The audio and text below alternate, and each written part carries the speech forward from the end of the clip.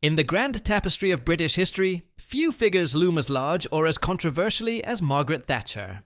A name that evokes both fervent admiration and deep-seated animosity, she was a political titan who reshaped a nation.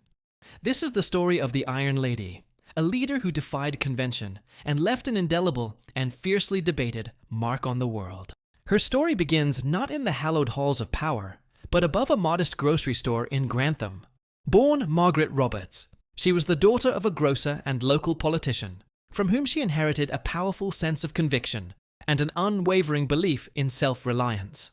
This determination propelled her from her humble origins to the prestigious halls of Oxford University, where she studied chemistry, but found her true calling in politics. It was here that the foundations of her formidable political career were laid, driven by an ambition that refused to be constrained by class or gender. Thatcher's ascent was nothing short of meteoric. After several attempts, she was elected to Parliament in 1959, a woman in a world overwhelmingly dominated by men. Her sharp intellect and forceful debating style quickly set her apart. In 1979, she shattered the highest glass ceiling in British politics, walking through the famous Black Door of 10 Downing Street as the nation's first female Prime Minister.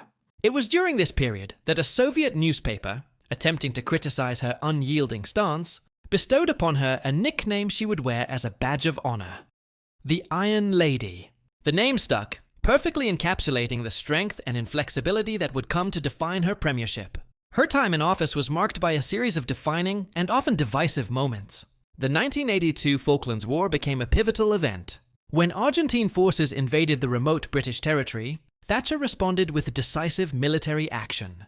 The swift British victory sparked a wave of patriotic fervor and cemented her image as a strong, resolute leader. Back home, her policies were just as revolutionary. Driven by a belief in free markets, she embarked on a sweeping program of privatization, selling off state-owned industries like British Telecom and British Gas. This Thatcherism was designed to curb the power of trade unions and revitalize the economy, but it came at a great social cost, most visibly seen in the bitter and violent miners' strikes of 1984–85, which tore communities apart.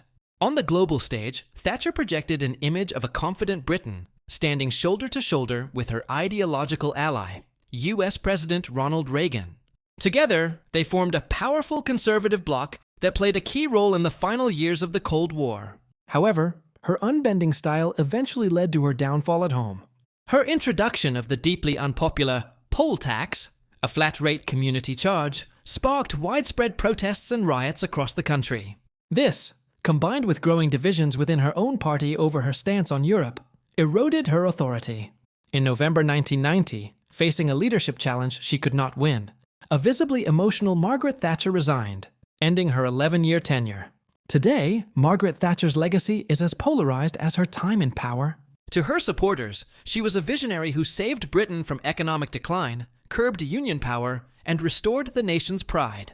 To her detractors, she was a divisive figure who dismantled industries, deepened social inequality, and left behind a legacy of scarred communities.